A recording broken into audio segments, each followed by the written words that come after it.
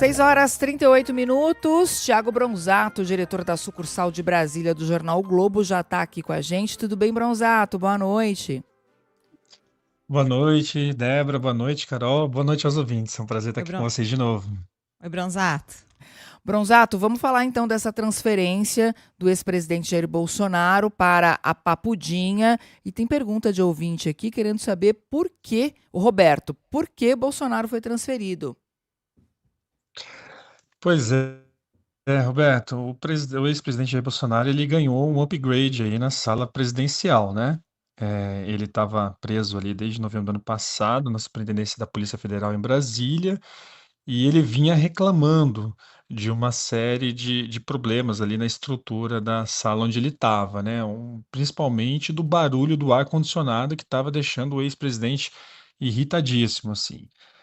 Bolsonaro, ele também tem problemas de saúde, né? E está passando ali por uma série de crises sucessivas de soluço, e tem solicitado cada vez mais assistência médica. E diante desses pedidos reiterados da defesa e de aliados do ex-presidente para transferi-lo para a prisão domiciliar, o ministro Alexandre de Moraes do Supremo Tribunal Federal decidiu hoje transferir Bolsonaro, na verdade, para Papudinha. E o que que é a Papudinha? É um batalhão militar que fica próximo ali do complexo penitenciário da Papuda, em Brasília, e por isso ganhou esse apelido de Papudinha, né? E por que, afinal, Moraes resolveu transferir o ex-presidente? Primeiro, para atender esses pedidos do ex-presidente que vinha reclamando da estrutura da cela da Polícia Federal, né? E segundo, conforme o próprio Moraes disse, agora no novo espaço, o ex-presidente vai poder ter mais tempo livre ali com as visitas de familiares, vai poder circular mais no banho de sol, que era outra reclamação do ex-presidente, né? E poder fazer exercício a qualquer hora do dia. Inclusive, o próprio ministro abriu a possibilidade ali do Bolsonaro instalar alguns aparelhos ali de exercício, de fisioterapia, bicicleta, enfim, tudo que ele desejar para cuidar da saúde dele. Então, basicamente, aí foi esse o motivo que levou à transferência do ex-presidente Bolsonaro.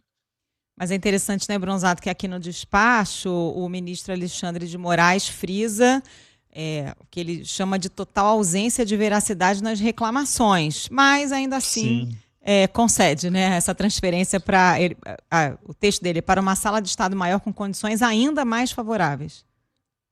total, Carol. E o Bolsonaro, na verdade, ele queria mesmo ir para a prisão domiciliar, né? Hoje a gente noticiou aqui no jornal O Globo que o governador de São Paulo, Tarcísio de Freitas, vinha fazendo uma investida ali no Supremo Tribunal Federal para tentar sensibilizar os ministros e a conceder essa prisão domiciliar para o ex-presidente Jair Bolsonaro.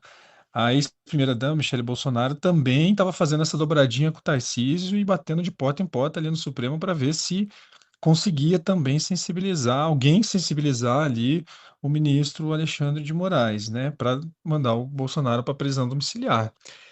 O fato é, Carol, que assim, agora nessa situação, o Bolsonaro acaba tendo um espaço maior, uma estrutura maior, né? Mas para a imagem dele acaba colando esse carimbo de que ele está na papudinha, né? Que tem um peso político muito grande ali que ele vai ter que carregar no currículo dele para o resto da vida. Muito bem. E vamos falar de um outro assunto do dia, que foi a liquidação extrajudicial da REAG. O que levou a essa liquidação, Tiago? Débora, assim, a gente sabe que quando tem um agente de mercado com problemas, ele pode até sobreviver em insolvência ali por algum tempo, né? Ter dificuldades financeiras e tal, mas não sobrevive à perda de confiança. E foi exatamente o que aconteceu com a gestora de recursos REAG, que foi liquidada hoje por decisão do Banco Central, né? Ela perdeu a confiança do mercado, né? Sobretudo porque ela não tinha mais condições de operar sem oferecer risco ao sistema. Foi o que o Banco Central entendeu, né? E por que que ela oferecia riscos ao sistema? Porque a Reag entrou numa ciranda de investigações que acabaram comprometendo a imagem da gestora de recursos no mercado, né?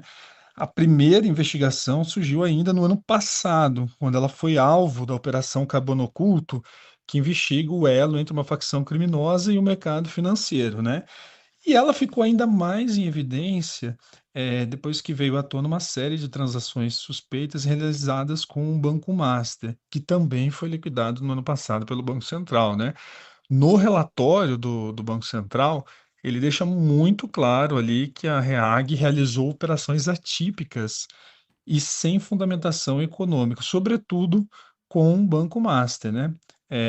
Parece que às vezes no noticiário a gente fica andando em ciclo, né? E na terça-feira, quando eu estava aqui, eu estava contando essa mesma história, né? É. De que o Master oferecia empréstimos para empresas, essas empresas repassavam os recursos para fundos, que passavam para outros fundos, e o dinheiro voltava para o Master. Basicamente, essa operação acabou aí colocando a REAG em evidência novamente, e ela acabou sendo até alvo da operação da Polícia Federal ontem, né? E aí isso acabou inviabilizando a operação dela, por isso que ela foi liquidada. E o que que a investigação revelou sobre a REAG? Foi além do que a gente já sabia, já tinha muita coisa estranha, né? Muita fumaça envolvendo a REAG. Sim, pois é. Nesse momento, inclusive, quando a gente está conversando aqui, estão saindo mais detalhes ali da decisão do ministro Dias Toffoli, que autorizou ontem a operação da Polícia Federal, que mirou ali a REAG e também o Banco Master, né?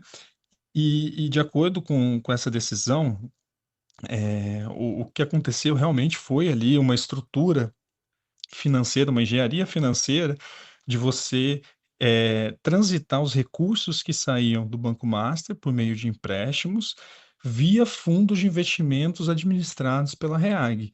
E quando a Polícia Federal foi olhar o detalhe desses fundos, esses fundos, na verdade, não tinha nenhum ativo importante ali, não tinha nenhum ativo que dava liquidez, que era um ativo que dava uma garantia para o investidor, né? Muito pelo contrário, né?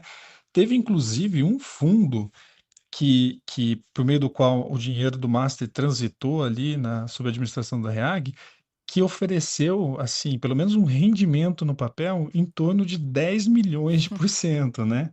É um rendimento, assim, astronômico. E esse número hiperbólico mostra que realmente, assim, o tamanho da encrenca envolvendo o Master REAG é muito grande, né? Então, assim, a Polícia Federal está seguindo o caminho do dinheiro, né, que dessas operações atípicas realizadas entre o Master e a REAG, ela está tentando identificar quem foram os reais beneficiários por trás desse fundo.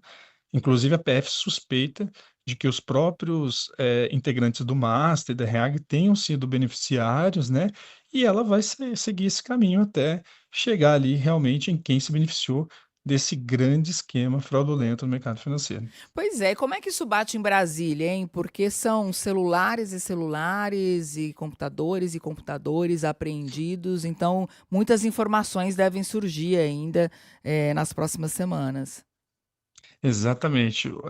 A gente sabe que o Daniel Vocaro, dono do Master, ele tinha uma ampla rede de contatos políticos, né? O próprio presidente do PP, Ciro Nogueira, que é um expoente do Centrão, ele sempre fez questão de mostrar em público que ele tinha uma relação, sim, de amizade com o Vocaro, né? O Vocaro transitava muito ali no meio político, de todas as classes políticas, né? Convidava para eventos, né?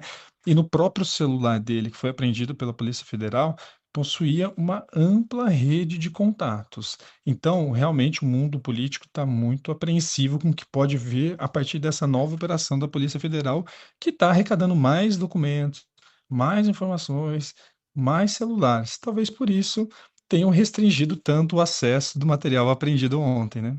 Exatamente. Tiago Bronzato, muito obrigada mais uma vez pela conversa com a gente aqui no Ponto Final. Tenha uma ótima noite. Obrigado, boa noite para vocês. Até mais. Boa noite. Até. Tiago Bronzato, que é diretor da sucursal de Brasília do jornal O Globo.